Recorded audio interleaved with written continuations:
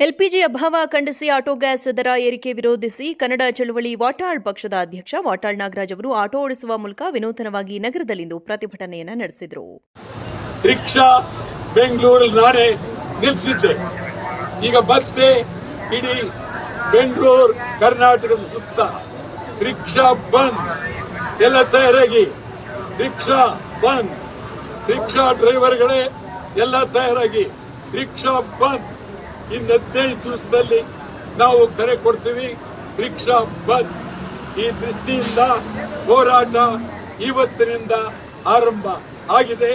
ಕನ್ನಡ ವಾಟಾಳ್ ಪಕ್ಷ ಆರಂಭ ಮಾಡ್ತಾ ಇದೆ. ಕರ್ನಾಟಕ ಸರ್ಕಾರ ಈಗ ತಾನೇ ವಿಧಾನಸಭೆ ಮುಗಿತು. ವಿರೋಧ ಪಕ್ಷದ ನಾಯಕರು, ಆಡಳಿತ ಪಕ್ಷದ ನಾಯಕರು ಮಾನ ಮರ್ಯಾದೆ ಇಲ್ಲ ಅವರಿಗೆ. ಡೀಸೆಲ್ ಬಗ್ಗೆ ಮಾತಾಡಿ ಅಂದ್ರೆ ಮಾತಾಡಲಿಲ್ಲ, ಪೆಟ್ರೋಲ್ ಬಗ್ಗೆ ಮಾತಾಡಲಿಲ್ಲ. ಒಂದು ಕ್ರಿಕೆಟ್ ಟಿಕೆಟ್ ಕೊಡಿ ಅಂತ, ಒಂದು ಕ್ರಿಕೆಟ್ ಟಿಕೆಟ್ ಕೊಡಿ ಅಂತ ಕೈ ಮುಗಿತಾರೆ. ಇಡೀ ಕಾಂಗ್ರೆಸ್, ಬಿಜೆಪಿ, ಜೆಡಿಎಸ್ ಎಲ್ಲ ಶಾಸಕರು ಮಾನ ಮರ್ಯಾದೆ ಇದ್ರೆ ಕೂಡಲೇ ರಾಜೀನಾಮೆ ಕೊಡಿ, ಕೂಡಲೇ ರಾಜೀನಾಮೆ ಕೊಡಿ.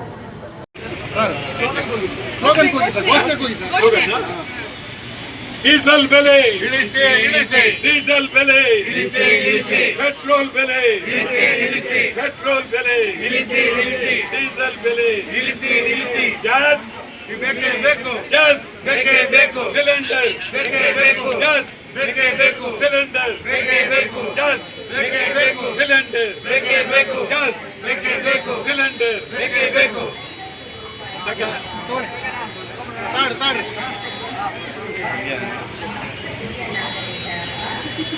ಆಗುತ್ತಾ? ಯೋಗ ಬರ್ತಿಲ್ಲ.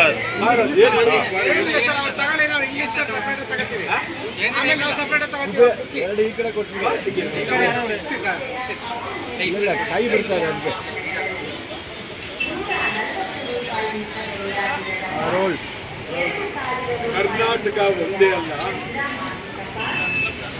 ಈ ದೇಶ, ಪ್ರಪಂಚವೇ ಯುದ್ಧದಿಂದ ನರಕ ಯಾತನೆ ಅನುಭವಿಸ್ತಾ ಇದ್ದಾರೆ. ಟ್ರಂಪ್, ಅಮೆರಿಕ, ಇಸ್ರೇಲ್, ಇರಾನ್ ಇವರ ವೈಯಕ್ತಿಕವಾದಂಥ ದ್ವೇಷಕ್ಕಾಗಿ ಇಡೀ ಪ್ರಪಂಚದ ಜನ ಒಂದು ರೀತಿ ಕಣ್ಣೀರಿಡ್ತಾ ಇದ್ದಾರೆ, ನರಕದಲ್ಲಿ ಬದುಕಿದ್ದಾರೆ.